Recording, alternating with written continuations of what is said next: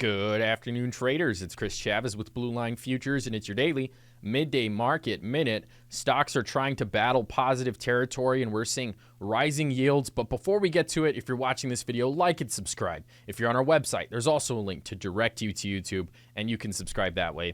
We'd love for you to follow us. We'd love for you to help us build our following. So we're seeing the 10-year, the 30-year hitting new 52-week highs today. Yields are just continuing to break out. That's putting pressure on some of these, risk assets. Stocks are trying to, stay in positive territory, but gold, silver, crude oil, some of these other risk assets in negative territory here today.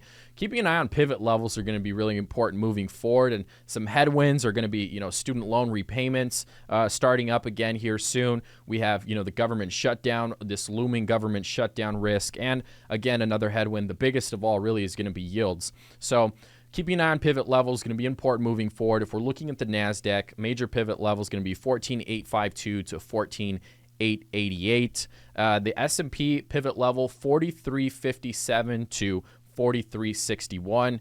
Crude oil, some of these outside markets, 90.31 to 90.58. And December gold, the December gold futures contract, major pivot level is going to be 19.43 to 19.46. That's a significant levels for all of those risk assets there. If we're above some of those pivot levels, there's a little bit more conviction. You couple that with strong or weak economic data, and that's kind of how we're going to be probably chopping around between some of those other, significant ranges that we highlighted in our Morning Express. So we have a lot of economic data this week as well. Consumer confidence, new home sales, lots of housing data, building permits, pending home sales, durable goods, and GDP. So keeping an eye on the data that's coming out this week is going to also be important as well. If you have any questions, reach out to our trade desk. We're here for you. Remember, futures trading involves substantial risk of loss and is not suitable for all investors.